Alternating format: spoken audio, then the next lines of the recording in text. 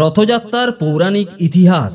রথযাত্রার এই কাহিনীর সঙ্গে জড়িত আছে ভগবান শ্রীকৃষ্ণের নাম। আর জগন্নাথ হলেন ভগবান শ্রীকৃষ্ণের এক রূপ। উড়িষ্যার প্রাচীন পুঁথি ব্রহ্মাণ্ড পুরাণ অনুযায়ী এই রথযাত্রার প্রচলন হয়েছিল সত্যযুগে। তখন উড়িষ্যা মালব দেশ নামে পরিচিত ছিল। সেখানকার রাজা ইন্দ্রদূষ্ণ ছিলেন পরম বিষ্ণু ভক্ত। তিনি স্বপ্নাদিষ্ট হয়ে ভগবান বিষ্ণুর জগন্নাথ রূপী মূর্তি নির্মাণ করেন এবং রথযাত্রারও স্বপ্নাদেশ পান।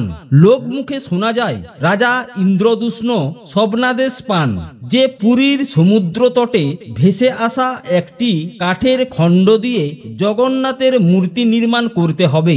আদেশ অনুযায়ী মূর্তি নির্মাণের জন্য যখন রাজা উপযুক্ত শিল্পীর সন্ধান করছিলেন, ঠিক তখনই এক বৃদ্ধ তার সম্মুখে উপস্থিত হন। তিনি জানান তিনি এই মূর্তিটি তৈরি করবেন এবং রাজার কাছে মূর্তি নির্মাণের জন্য কয়েকদিন সময় চেয়ে নেন।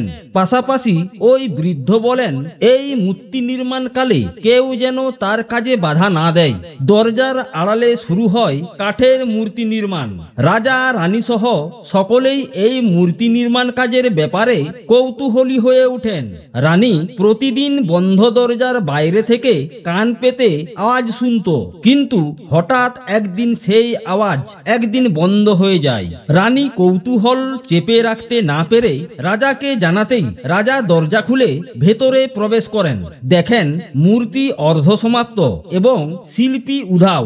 এই রহস্যময় শিল্পী ছিলেন বিশ্বকর্মা। তিনটি অর্ধসমাপ্ত মূর্তি দেখে, অর্থাৎ হাত ও পা নির্মাণ হয়নি বলে রাজা মুষড়ে পড়লেন। কাজে বাধা দানের জন্য রাজা অনুতাপ করতে লাগলেন। তখন তাকে স্বপ্ন দিয়ে জগন্নাথ বললেন যে এরকম আগে থেকেই নির্ধারিত ছিল, তিনি এই রূপেই পূজিত হতে চান। এইভাবেই আবির্ভাব ঘটে জগন্নাথ দেবের এবং সেই থেকেই শুরু তার পুজো। পরবর্তীকালে রাজা পুরীর এই জগন্নাথ মন্দির নির্মাণ ও রথযাত্রার প্রচলন করেন। বন্ধুরা, ভিডিওটি ভালো লাগলে সাপোর্ট করবেন।